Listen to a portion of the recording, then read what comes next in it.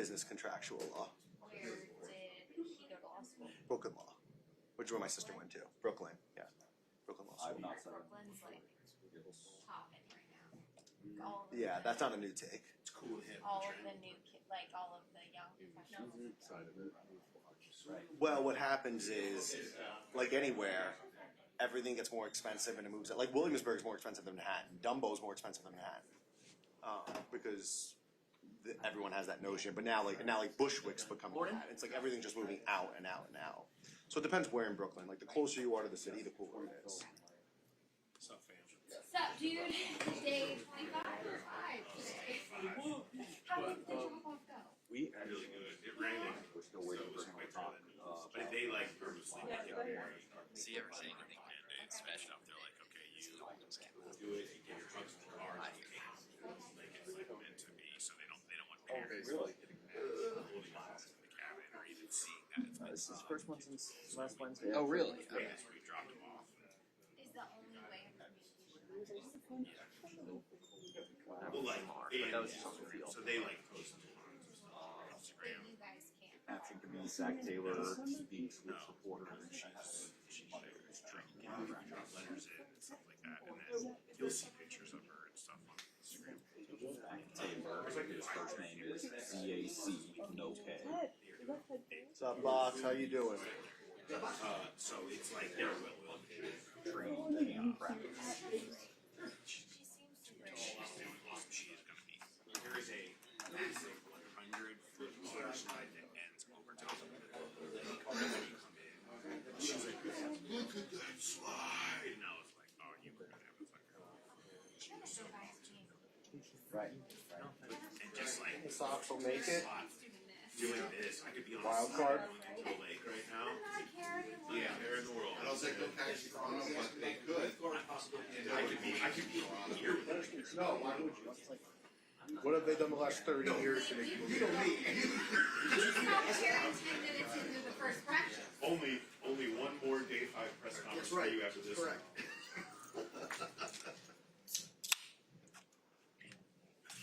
I put 3 on it yesterday.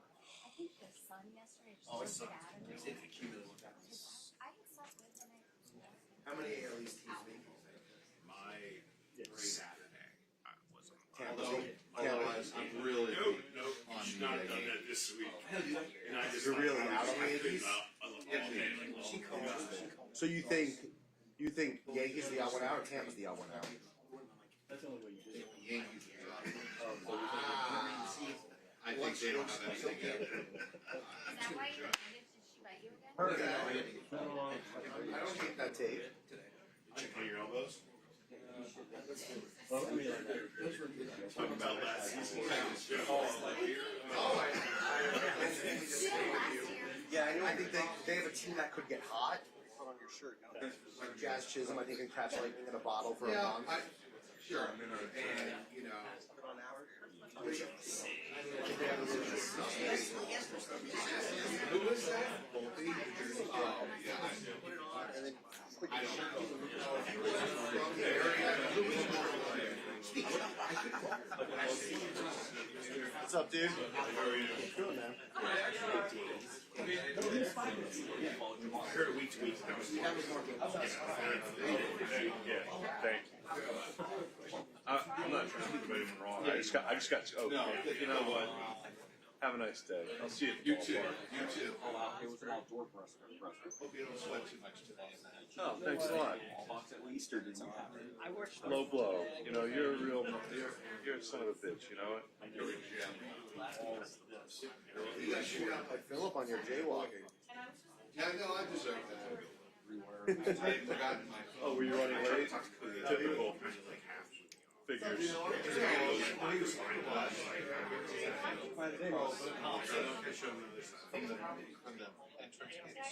Polo, oh, you're definitely.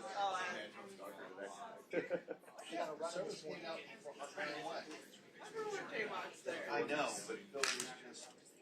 What's up, dude? Sorry.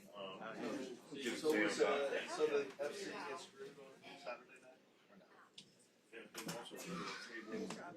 I don't know. I think if they would have just let VAR decide, So, why is hesitation? So And what was nice is they put Parker But in the the problem block is, for like, the 6. So when I put him in the sports block for the 11, it looked like a completely between your new package and Parker moving to the sports block, it looked like a completely different shit. It was just the same shit. It looked like nothing. It's like you can't really do anything. Yeah, it's that, you know. He who did. Yes.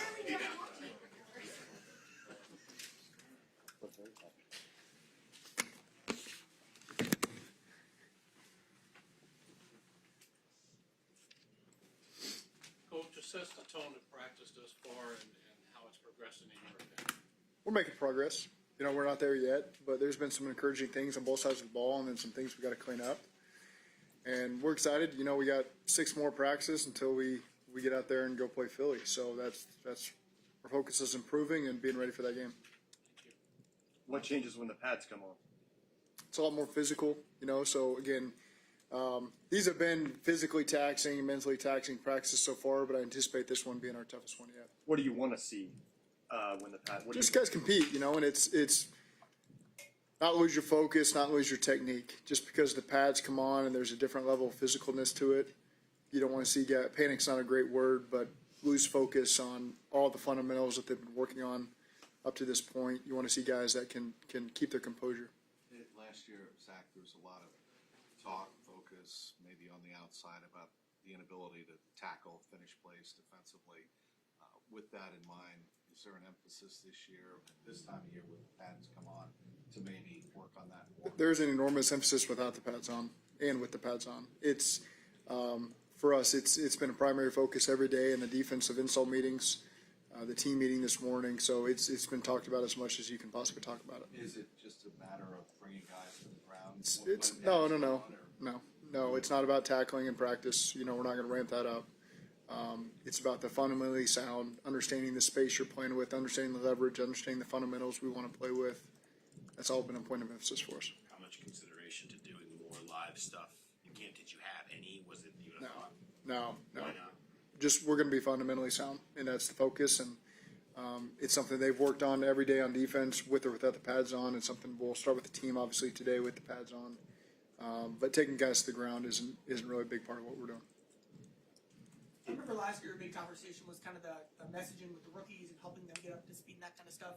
Is there stuff you felt like worked that you'll take into this year? Yeah, I think it helps them incorporate themselves quicker into the team, understanding the history of the players that we have on the roster, the veterans we have on the team. So it's something that I spent a lot of time in the offseason over the course of the summer with those guys, meeting with them one-on-one as training camp takes place here. Getting to know them on a deeper level, just understanding where they're coming from, letting them understand where I'm coming from. And so far, again, with the 6 draft picks and the undrafted guys, I feel like we're off to a good start with that. A couple of years ago, you didn't have many rookies who were playing prominent roles right away. Like this year, you have at least 3 guys competing for starting spots. How has that evolved maybe over the last couple of years? Hard to compare to years past, but I think there's a lot of guys, there's a lot of opportunity, and maybe it's not always as a starter right away, although we're always open to that. But there's some key roles up for grabs, you know, for a lot of these guys that have come in the door here. It feels like in training camp when the pads come on, that's usually where there's a higher chance of a scuffle breaking out. Is there anything you say to the guys before pads come on? I mean, sometimes that energy is a good thing. You know, guys are just competing. Don't take it too far. Don't take it in the locker room. It's a really physical, emotional game, and so sometimes that stuff's going to happen. What's your rules for how that goes? No, there's no rules. I mean, it's just, you know, the players typically guide that. Sometimes things need to happen a little bit. Sometimes it ramps the energy up another level in practice. I think our guys know how to treat each other. You know, ultimately it's the same team, same goals. But again, I don't want to restrict anybody's emotion as they're out there competing, but we don't want to take it too far. How do you feel like the defensive line is so far? I know there's no pass, but in terms of, I mean, how do you gauge that? Yeah, I'm not quick to put a label on any unit right now, any position group, any unit, until we get a little deeper in training camp and, you know, you've really got a lot of reps to assess. And so, again, I would say there's enough right now. I think they're doing everything we're asking them to do. It's really encouraging. I think the focus has been outstanding. I've seen a lot of the D linemen, to your question, outside of the meetings, you know, trying to get some extra walkthrough reps with each other, going through it. So The dedication is there from the group, and so now we'll put the pads on and give it another week and kind of see where we're at. Y'all made the decision to bring Osai back on a one-year deal. What did you like about the way he finished last season, and why did you guys feel like he was important to bring back? He's a big part of our locker room. I think he's really taken on a leadership role as he's been here now, 5th year. And so, again, I like being around him. He brings tremendous energy. You know what we're getting from Joseph every single day. There's no doubt about it. You know what practice habits you're going to get, what kind of energy you're going to get, what his play style is going to be. He's got the respect of the coaches and the players in the locker room. And I think he's really picked up where he left off last season. And so, again, I'm excited to watch Joseph play this year. What are you looking for in the running game now with pads on? That's obviously a big moment. Well, finishing blocks, you have a little bit of more of an indication of how the play is going to turn out. You know, without just the tag offs, we're in thud mode now, but you get a better feel for what holes are going to open up and what kind of vision they have. So again, you get a better look probably at the running game than we have the first 4 days of practice.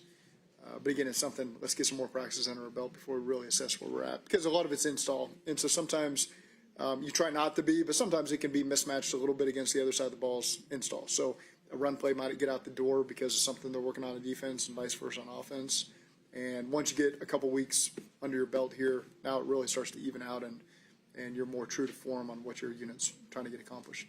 At what point do you start to feel comfortable putting labels on things? Like at what point during training camp and preseason do you feel comfortable putting labels on something and really saying this is the evaluation? Through a couple games, you know, those are just lessons learned for me. Too quick to jump on a bandwagon or jump off a bandwagon, and you know, you got to let that thing take time. And sometimes guys really come on because they really understand maybe some coaching points better after you get through a game or two, and it really starts to sink in for them, and you really see truly what that player is about on the field. And so, again, it's not rushed to judgment early in training camp.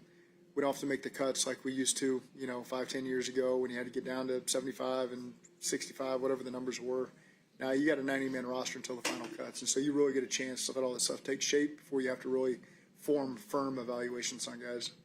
DJ Ivey got some reps with the first team yesterday due to some people being out. What have you seen from his growth over this offseason and so far in camp? I think growth's a good word. DJ continues to ascend in a lot of areas on defense and special teams, and I'm excited to watch him continue to compete in training camp.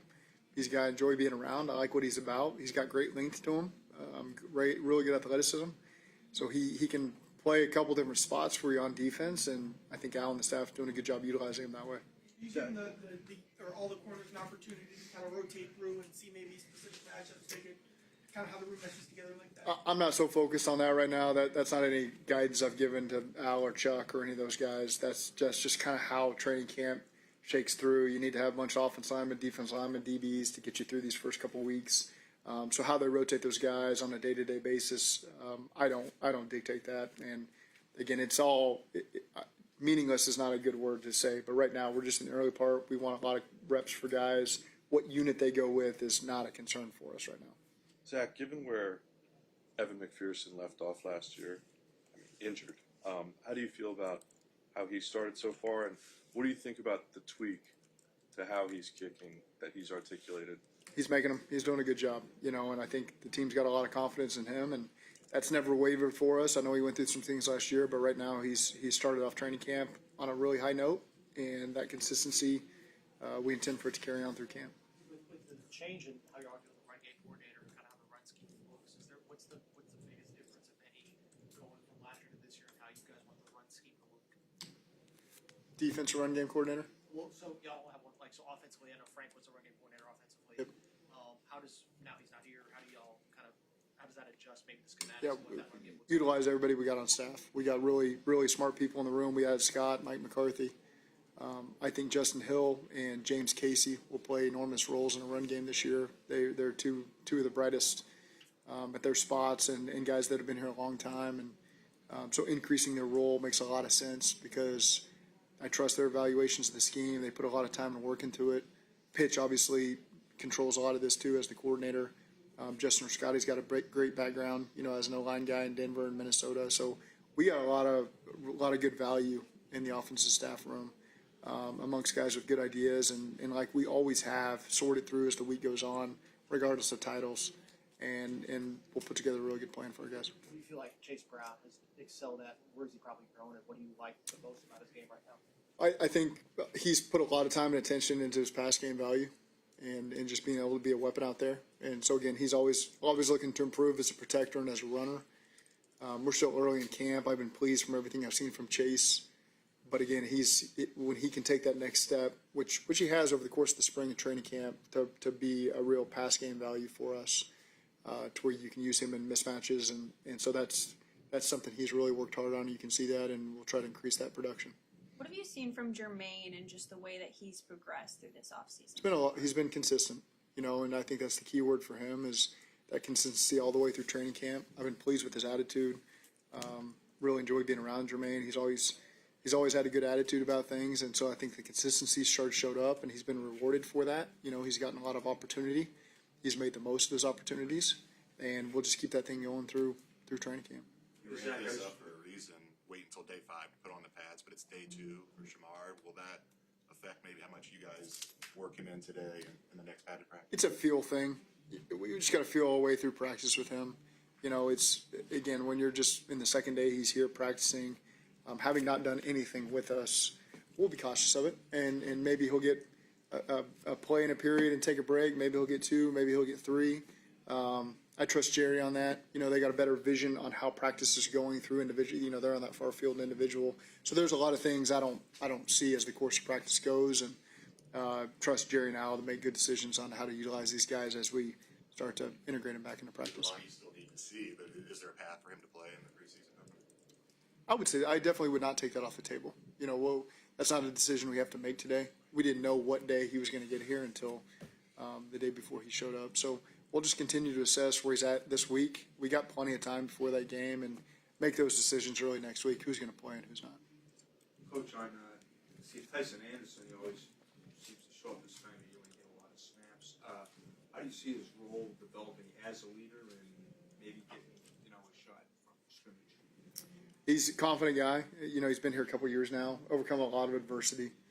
And so just excited. He's always had a key special teams role for us, and he's trying to work his way into defense, and we're giving him that opportunity as well. So he's a guy who's had a significant impact on our locker room. Got a lot of respect for Tyson and everything he's gone through to get to this year, and had a couple injuries his first couple of years. And so excited to see what he can do for us with the opportunity he gets.